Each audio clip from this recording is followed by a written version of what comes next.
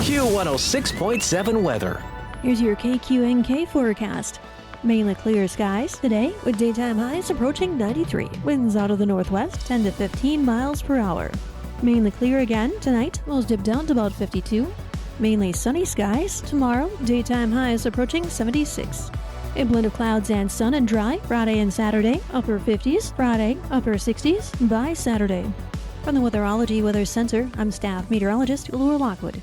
Currently 80. This Kansas Information Network update is brought to you by Eaton Roofing and Exteriors. Hi, I'm Max Dutton. Here are today's headlines from 12 News. The KBI arrests an 18-year-old in connection with a deadly shooting in McPherson County. Daniel Hawkinson was arrested in the shooting death of 19-year-old Joshua Soden. This happened in late January near Inman. Investigators say it happened after an argument at a house party. And a bill banning illegal immigrants from receiving state benefits is on its way to Governor Kelly's desk. On Tuesday, the Kansas Senate approved Senate Bill 254. It had already passed the House. Counties could soon skip a traditional bidding process on smaller construction processes. The Kansas legislature has passed House Bill 2571. Governor Laura Kelly has not yet signed that bill into law. In Wichita, I'm Max Dutton. 12 News. You're listening to the Kansas Information Network. I'm the threat that's already inside the house. In the closet, under the bed, in the car. But I don't want your money or your TV. I can't be scared away or negotiated with. I'm patient and quiet. I don't sleep. You can't call the cops on me. You can't even see me. I'm the threat of family fire. And as long as your guns aren't stored securely, I'll be there. Protect your family. Secure all your guns. Learn how to make your home safer at endfamilyfire.org. That's endfamilyfire.org. A public service announcement brought to you by Brady and the Ad Council. I'm Joanna with your KQNK News, brought to you by the Norton County Hospital, providing the best care right here at home. A unique international trade mission is highlighting the growing role of women in agriculture. The Kansas Department of Agriculture, in partnership with New Mexico, recently hosted an all-women delegation of cattle producers from Chihuahua, Mexico. The group spent time in both states exploring U.S. beef cattle genetics, building industry connections, and identifying potential suppliers. The delegation, representing Mujeres Ganaderas de Mexico, traveled in early March and took part in ranch tours, bull sales, and meetings with industry leaders. In Kansas, stops included Jensen Ranch, Fink Beef Genetics, and Downey Ranch, along with events at Kansas State University. Discussions focused on breeding programs, herd performance, and export opportunities, with some participants beginning follow-up conversations about future purchases. The mission comes during the International Year of the Woman Farmer and highlights the increasing leadership role women are playing in agriculture, despite being underrepresented in global trade efforts. Officials say the experience not only strengthened international business relationships, but also created opportunities for networking and collaboration among women in the livestock industry. Kansas leaders say Mexico remains an important market for U.S. beef genetics, and efforts like this help support long-term growth for livestock producers. Governor Laura Kelly issued a statement regarding state employee pay increases, highlighting the essential work performed by state employees throughout the year. She noted their roles in maintaining roads during winter, responding to wildfires, protecting children, supporting veterans, and ensuring public safety. The governor expressed concern that the legislature has once again delayed consideration of pay raises for state employees until the end of the budget process. While approving pay increases for lawmakers and their staff, she pointed out that the legislators approved a 93% pay increase for themselves 2 years ago, along with an additional 4% increase this year, and also approved a 10% raise for legislative staff. Governor Kelly urged lawmakers to include funding for the 2.5% pay increase for state employees that she proposed at the start of the legislative session. U.S. Senator Roger Marshall of Kansas is praising a new public awareness campaign from the U.S. Department of Agriculture promoting the voluntary Product of USA labeling standard. The label is designed to ensure that meat, poultry, and egg products bearing the designation are born, raised, harvested, and processed in the United States. Senator Marshall said American farmers and ranchers produce a safe and abundant food supply and deserve a fair marketplace that reflects their work. He said the labeling standard is a step toward greater transparency, helping consumers clearly understand where their food comes from and ensuring the label accurately represents products produced entirely in the United States. Marshall has long supported efforts to increase transparency in food labeling and strengthen policies that support American agriculture, rural economies, and consumer confidence. He also introduced legislation aimed at reinforcing accurate beef labeling standards. More information about the Product of USA label is available through the USDA. I'll be back with more news after this. Join our stellar team at Norton County Hospital. Looking for a workplace where compassion meets career growth? Look no further. If you're ready to embark on a fulfilling journey surrounded by supportive colleagues and opportunities for personal and professional development, we want you to be part of our family. Explore exciting career offerings and our comprehensive range of benefits, including capers, on the Career tab at ntcohosp.com.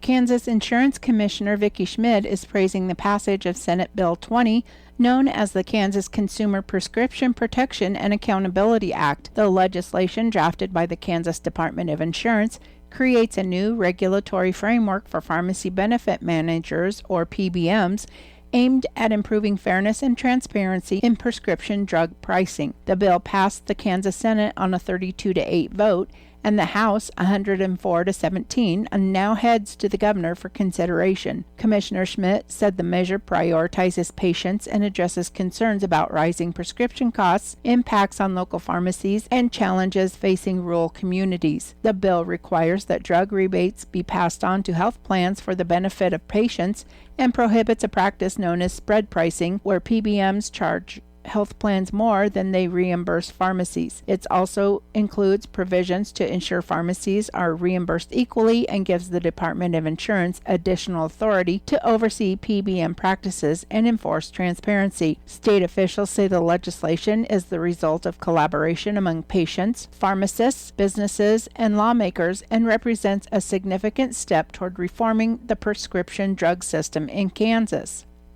Governor Laura Kelly and the Kansas Water Office have announced more than $19 million in grant funding will be awarded to 44 water-related communities and special districts across the state. The funding comes as part of the third round of programs created under Senate Substitute for House Bill 2302. The grants are designed to support water projects, provide technical assistance, and offer loan support to small communities working to improve their water systems. Governor Kelly said the state is taking steps to address critical water issues now in order to ensure a safe and reliable water supply for future generations. She added that previous rounds of funding have already made a meaningful impact, and this latest round continues progress towards meeting the needs of Kansas communities. The legislation, passed in 2023, increased funding for the State Water Plan Fund and established 2 new grant programs focused on technical assistance and water projects. Over the past 2 years, the programs have distributed $44 million,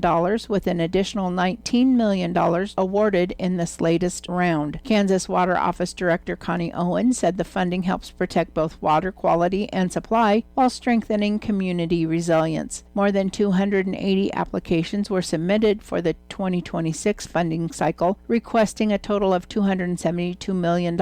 In the end, 44 recipients were selected, including 10 water project grants, 22 technical assistance awards, and 12 loan assistance awards. Technical assistant grant recipients include Claflin, Grinnell, McCracken, Pawnee Rock, and West Central Kansas Small Municipality Coalition in GMD 1. Loan assistance recipients include Grainfield, Smith Center, and Woodston. To see the full list of funded projects, go to kwo.kansas.gov/events initiatives.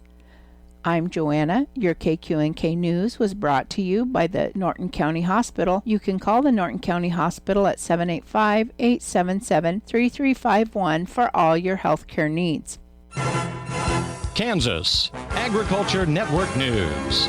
Good day, everyone. I'm Greg Akagi. USDA's National Agricultural Statistics Service issued findings from its latest tenure, ownership, and transition of agricultural land survey. Brian Combs of the National Ag Statistics Service says landowners rented out a lot of land to farmers for growing crops. The total survey provides comprehensive data on the financial and demographic aspects of agricultural land ownership. We last conducted this survey in 2014, and it's basically gathering information on both operating landlords and non-operating landlords. Those landlords collectively rented out 350 million acres of farmland. There were over 2 million landlords who leased agricultural land to farmers. This is a slight increase from 2014. Combs said that debt rose for landowners participating in the survey during the past decade. Of the 348 million acres of land rented, over 85% of that is concentrated in the Plains, the West, and the Midwest region. And roughly 60% of the land rented out is cropland. If we look at who is renting out that land, there are over 1 million non-operating landlords, and we compare that to 260,000 operating landlords. Those non-operating landlords have asset values that total $1.7 trillion, which is a 47% increase from 2014. And Combs said that debt rose for landowners participating in the survey during the past decade. That is Brian Combs, Chief of Environmental Economics and Demographics Branch at the National Agricultural Statistics Service. And of course, later today, we'll get the latest 6 to 10 day weather outlook from the National Weather Service. You're listening to the Kansas Agriculture Network. Out here, in the middle of all these acres, it can feel like you're the only person on Earth. And sometimes, that's how it feels when you're going through tough times. Stress builds up, you have trouble sleeping, maybe your mind is racing and you just don't feel like yourself. So what do? We get help. Lots of people are struggling with their mental health. It's more common than you think. The good news is, there are people in our community who are here for us when times are tough. Sometimes, just talking to someone can make all the difference in the world, so we don't feel so alone. One thing you can do is visit loveyourmindtoday.org for simple steps you can take to find the right solution for you. Whether it's hearing stories about what other people are going through, or finding the resources we need to navigate the stresses in our lives. Visit loveyourmindtoday.org. That's loveyourmindtoday.org. Brought to you by the Huntsman Mental Health Institute and the Ad Council. Kansas Agriculture Network weather. I'm meteorologist Jennifer Wojcicki on the Kansas Agriculture Network. Well, it looks like we can expect to see a hot one ahead for the entire state for this afternoon. As a warm front pushes through the region, we're looking at highs getting up into the 90s across most of the state. A few areas getting into the upper 80s for the extreme northwestern and the southeastern portions. It looks like normally the entire state should see highs right around about the mid to lower 60s instead, so quite a bit above average for this time of the year. It also looks like we can expect to see mostly sunny skies across the state for this afternoon as well. Tonight, overnight lows drop into the 60s for the eastern half of the state, 50s for the western half, and it also looks like we can expect to see partly cloudy skies through the overnight hours.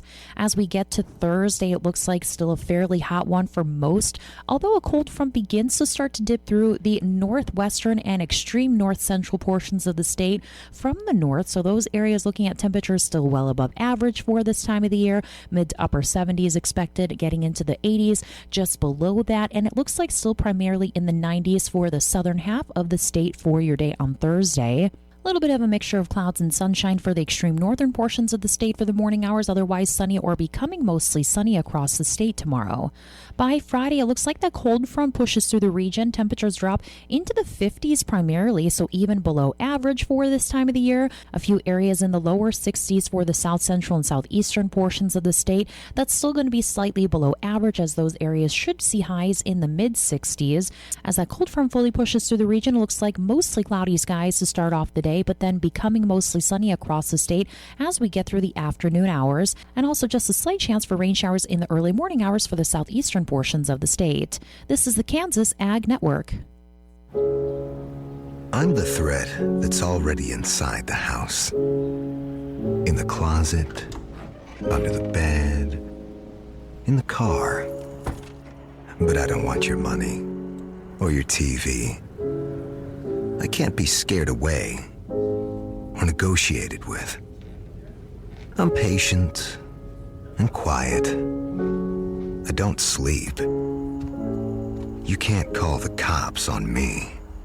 You can't even see me. I'm the threat of family fire. And as long as your guns aren't stored securely, I'll be there. Protect your family. Secure all your guns. Learn how to make your home safer at endfamilyfire.org. That's endfamilyfire.org. A public service announcement brought to you by Brady and the Ad Council. This is Jan Teen for Norton Livestock Market with information on this week's Thursday cattle auction at 1 o'clock.